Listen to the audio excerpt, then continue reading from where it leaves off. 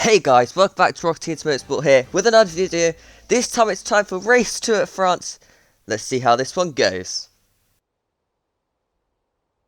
And we're back. After yesterday's feature race, the top 8 drivers have been reversed on the grid, setting up some exciting action as we launch into today's event, the sprint race.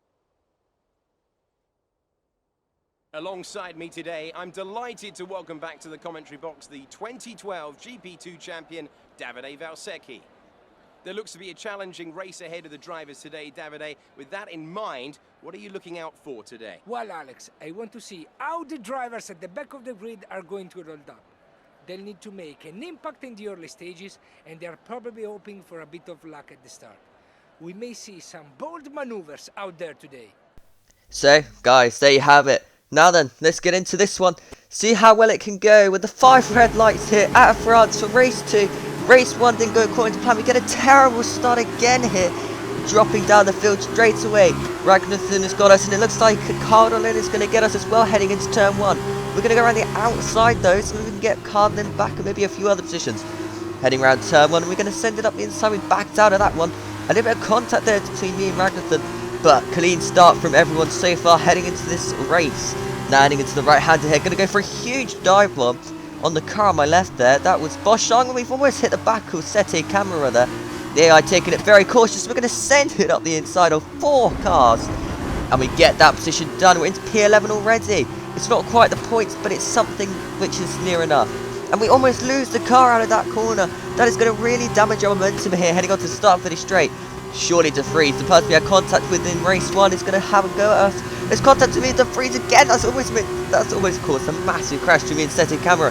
Heading into the left-hander then. Surely the 4 into 1's not going to go, and it hasn't gone well at all. We've gone for a spin. We collected Sette Camera, and there's other cars going crashing as well. Huge little spin there from us. We get the car back together. No front wing damage as I am at the moment, that is certain. But as you can see here, 4 cars into 1. It was never going to work. We all just squeezed each other, and of course we're the ones who go spinning. Anyway, moving on with lap 1 then. We run off really wide because there's a car right inside there. I want to get these positions back as quick as possible though, because at the moment we haven't gained anything. So straight away off the inside there. Back into P17 then on Calderon. Next person up is Sette Camera. Let's have a look at the replay mode to get this one done. Just went for a switch back there, and he wasn't expecting that one at all. Now, Ragnarson is the next one up. He's in P16. We're going to have a look at the inside here with the DRS open. Into the left-hander, Ragnarson round the outside of us, locks the front tyre up. So I'm going to try to go around the outside here, but it's not really worked out for us. We're on the curb, almost spin the car there by touching that curb. It's a big risk all the time, as you saw in race 1. As there's a car looking around my outside there, backs off the throttle, meaning the next car behind is going to have a look. There's a little bit of contact, I think, between those two. And Suhu, my teammate, getting past. That's crucial for us anyway. Now I'm going to do exactly what I did to Cowdland on Ragnarson. Up the inside, into the right-hander, we're up into P16. Almost lose the car again there, though. But it's lap 3, and look at the gap to the cars in front. It's already 3.5 seconds. We've got to keep going. We've got to get some positions back here. Now on to lap 6. We've got some cars pitting, I believe. A Sette Camera. The car we had contact with at the start is pitted, and now we're into P15. So we're gaining positions up, but slowly but surely. And we're into P14 now because another car pitted, and there's yellow flags behind us, I believe there is. And green flags as well. Still 20 cars. I don't know what's going on. I think we're losing a car here. Is it Sette Camera? Or is it his teammate? Who is it? It's Nicholas Latifi. That is huge for the championship, I believe. I'm not really in the championship fight, but I know Latifi's up there all the time. With that DNF, that's really going to cost him dearly in the points and the standings. For certain. Going into first gear there once again. Not what you want to do. And I paid the punishment there by going into first gear. But losing the race twice. And there's contact there between me and another car. Heading to the left hand, there's a car on my inside as well. We have to lift off and take to the escape road. Slowly avoid that. But look at this. It's turning out to be 3 wide again here. 4 wide didn't work. So surely 3 wide shouldn't work. But somehow it's working, although we've lost so many positions in this one DRS train. We lost 3 positions in the space of literally a straight. Now let's see if we can get back one of these cars on the exit. Jesus had a nightmare on the exit there. We get past our teammate back into P18 here. But it looks like Suhu on the outside will surely lift off because I've got the inside line. I'm not going to back out. Suhu does though, and we're into P16. Not really that great of a start to this Grand Prix then. Now, Schumacher is next up. Let's see what we can do with Schumacher then. He is definitely what I want to beat just this race to give us some confidence going into the next round, which is Austria, in fact. So that's one of my good tracks. So if we can get some good positions up in Austria, we'll see what we can do. Moving on this Grand Prix then, on to lap 13. We're purple there in Sector 1. So I'm seeing that I've got some pace here. So let's just go for a full lap with me then. Let's see what I'm doing differently to the AI so we can close up Schumacher here. On lap 13. So you want to head into this right hander, you want to hit the apex here nice and easily, close up on the cars in front. That's pretty much exactly what we've done. The car has stayed very much with us through this whole section. We are definitely very strong through the first section, as this blood split's going to tell by we go purple through this first bit. The fastest car out on track at the moment through Sector 1, as you can see, gaining on Schumacher. But with my higher wing, you're going to see how much I lose in the straight line, even with the DRS and the straight line speed. It's just not available for us at the moment. But now, heading into the left-hander, the chicane is tricky. We've already spun off here once, or twice in fact, if you count race 1's nightmare as well. Now coming out of here, just don't want to touch that curb. We do in fact touch the curb, but we're doing alright so far. We're holding on to Schumacher just about enough to keep with the DRS, meaning we can stay with him for most of this race, I believe. Heading through his fast right-hander, the AI always live through here. I don't, I gain time on the AI through here. And especially through this right-hander, once again, definitely my strongest corner on the track, this one, as I just seem to always get a much better drive on the AI. I was thinking about having a dive bomb here on Schumacher. We go to the outside, maybe lining him up for the final couple of corners here on Schumacher. He is the only rival in this race at the moment. Well, I have to get past Schumacher to get past Carl Lynn.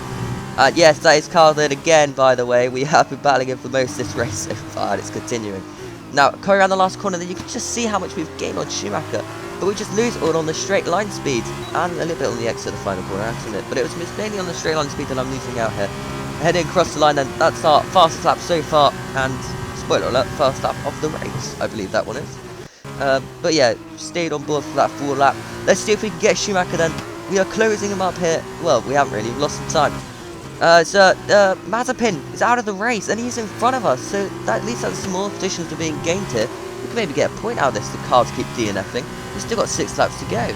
So, yeah, let's just keep our head down, keep it focused, as, let's see, setting the fastest lap of the race there. Yellow flags are out because of the Mazepin moment, which is out of the race. I believe that was a technical issue. I didn't go back into replay mode just in case anything did happen, but I'm pretty sure nothing did, and it was just a technical issue. Big lop over in front by one of the 2 cars here. Surely we're going to get a much better exit here, but once again my straight line speed is letting me down. I just can't do anything with the AI at this point, so now I've got to wait for Schumacher to make a move on Carl Lynn. And I don't think this is happening anytime soon. Let's go to the fast right-hander though. He is so much faster than Schumacher through this whole sector. We missed the apex slightly, so now we have to go for a huge wide line to get the very latest apex we can get straight up the car here. Oh, we're going to get Schumacher in the left-hander here. I'm thinking about it, we're going to send it up the inside of Schumacher. We're going way too late. We lose the car so much, and Schumacher gets us back here.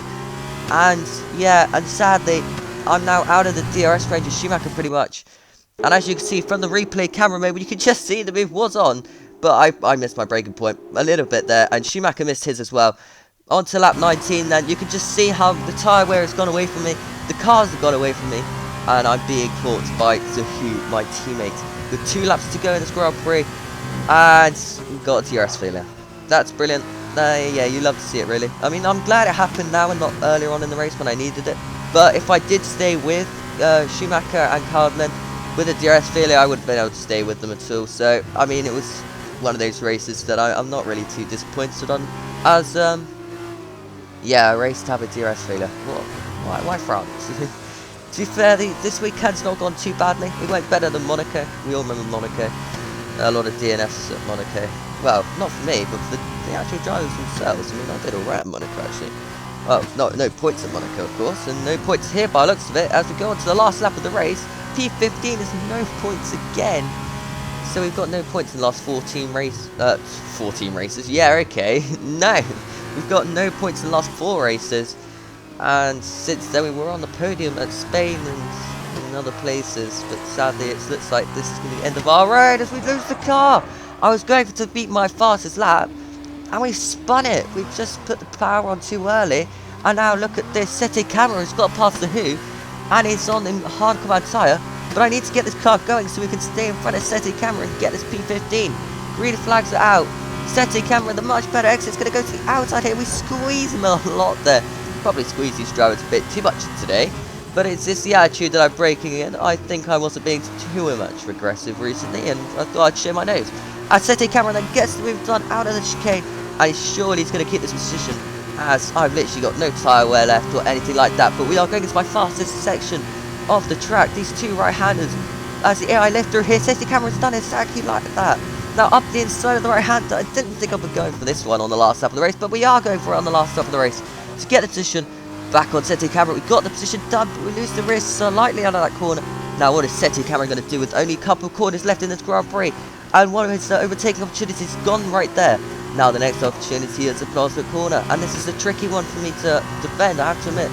Going through the right-hander then, going through the left one. You've got to hit a late apex like we have done. Before going into the right-hander, we lose the car. We almost completely split off there. A big mistake by Seti Camera there. If he just waited a little bit, he could have got us onto the DRS straight. But it looks like he's going to be able to do that anyway. With the DRS and slipstream, it's going to be close. But we just hold off Seti Camera to get a P15 in the end. It's not bad, not bad. Could be better. Mick Schumacher drove the day. Great job by him. And yes, that is the way that racing will go at points. And that brings to an end another great race. Davide, what do you think made the difference here? I think this race was won thanks to the tyre management.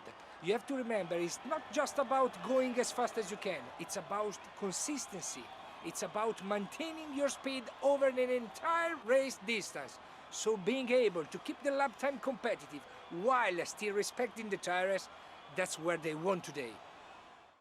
And look at that, they're making their way out onto the podium now. Great race from the MP Motorsport team, and I'm very happy to see them up there on the top step of the podium.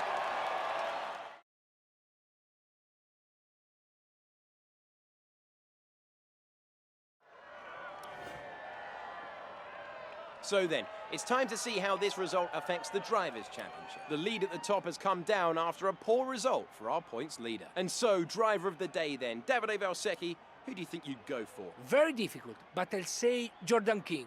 He's cool under pressure and he made the most of a difficult race today. And now a look at the team standings. Charoux moved further clear at the top of the table. There was also a strong showing from the MP Motorsport team today as they make their way up the standings.